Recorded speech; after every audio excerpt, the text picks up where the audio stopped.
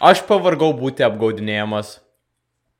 Viskam yra savos ribos. Ok, tai aš ir Bernardas Meškėnas esame dideli sausų pusryčių fanai. Mes valgom jų labai daug, mes juos valgom pusryčiam, vakarieniai, lyg nieko su tuo blogo nebūtų. Mes perkam Rokiškio šeimos paką. Mes dviese kas antrą dieną perkam po šeimos paką. Lyg su tuo nieko blogo nebūtų. Kas antrą dieną šeimos paką, net partnerystė dar neįteisinta šeimos paką. Tai mes esam dideli pusryčių dribsnių žmonės, tikrai dideli. Ir kai mes atliekam savo pusryčių dribsnių ritualą, mes mėgstam sumaišyti sveikus dribsnius su nelabai sveikais. Pavyzdžiui, nusiperkam bazinį fitneso pilno grūdų dribsnių ir sumaišom su kažko, kas iš tikro turi skonį. Tai mes šitų sveikų bazinių turim tikrai daug. Ir vieną dieną mes buvom parduotuviai ir ieškojom to kažkokio saldaus, nelabai sveiko pusryčių dribsnio varianto. Ir mes abu parduotuvėje pamatėm Oreo pusryčių dribsnius.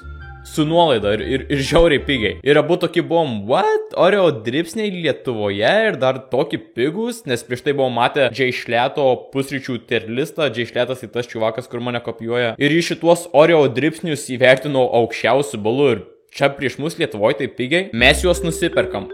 Nieko neįtariam. Atsikeliam ryte. Abudu paragaujam.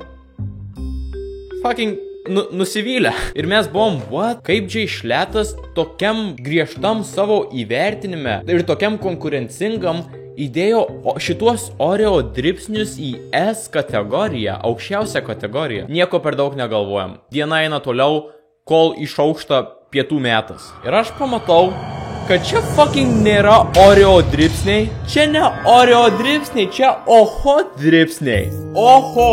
Jūs močkrušiai, jūs ne tik mane vieną, jūs ir mane su Bernardu vienu metu įtikinot, kad čia fucking Oreo dribsniai, kai čia yra padėlkinis mėšlas. Jūs labai kažkaip fainai pasirinko tas spalvas, čia patys turbūt sugalvojo ta balta, ta tamsiai balta, ta šviesiai balta fone, tas indelis, ta fucking absoliučiai identiška dribsnių tekstūra.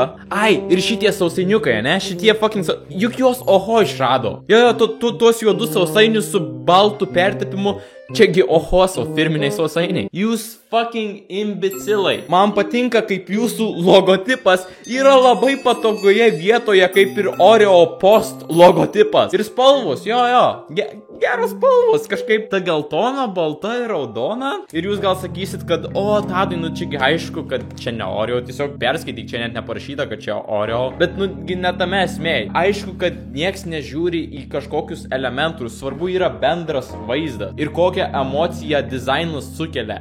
Ir ne tik man, šalia mane stovėjusiam Bernardui Meškėnui sukėlė emociją, kad čia yra tikri Oreo pusryčių dribsniai. Kas yra melas, this fucking sucks. Oho.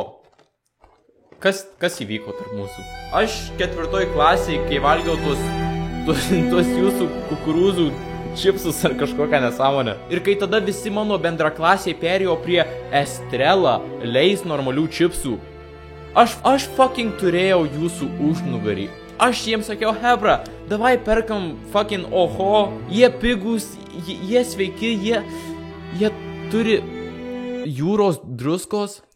Jūros druskos. Oho, kokie jūs šaunuoliai, turit jūros druskos. Aš tikėjau jūsų šituo bullshit ir visus bandžiau įtikinti. Ir po šitiek metų mano dosnumo, tik man užsisukus, jūs iš karto randat šansą, kaip mane finansiškai išmelžti. Jeigu atvirai, tai aš net nežinau, ar aš noriu 3 draugus dabar valgyti po visų šitų šposų. Mane tokie dalykai privertė susimastyti apie dvigubus standartus maisto industrijoje. Ta prasme, atsimenat tą prikolą, kai ten įmoniai sviestas, sviestuotas, maisto ir veterinarijos tarnyba liepė pasikeisti pavadinimą, nes sviestas, sviestuotas pardavinėjo riešutų kremą ir esą pavadinimas sviestas, sviestuotas gali apgauti žmonės, kad jie perka sviestą, nors tame riešutų kreme nėra pieno produktų. Kas čia per velneva? Niekas per milijoną metų nepamanys, kad ten yra sviestas. Ten suknisti du riešutukai šoka ir parašyta lazdynų ir anakardžių kremas.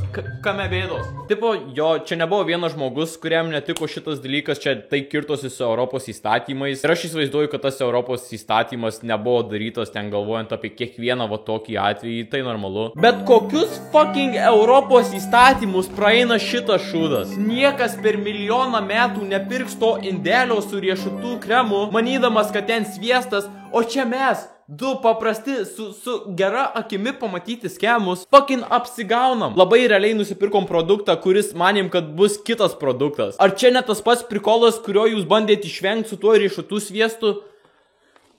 Atsiprašau, bičiuliai, kad aš toks įkaitęs ir įniršęs dabar, nes kai tokia nepagarba pusryčių dribsnių industrijai kyla, žinokit, mano kraujas užverda. 3 draugai, gal labiau 3 aferistai.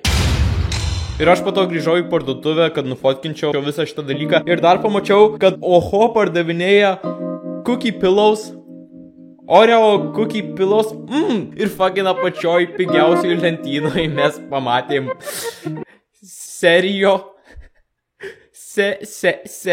rimtai. Bet ant šito tai va čiuvakai pasistengė, va lyginai tą patį raidžių dizainą naudojo su tais pačiais išoriniais sluoksniais. Kokiu suknistu būdu šitas Siri jau neprasilenkia su tais pačiais Europos įstatymais. Ir vėl, jeigu aš dar pamatysiu tokių nesąmonių, jūs turėsit reikalų su tuo vyru ir jūs net nenorit žinoti, kokių reikalų jūs turėsit su Angelo. Iki.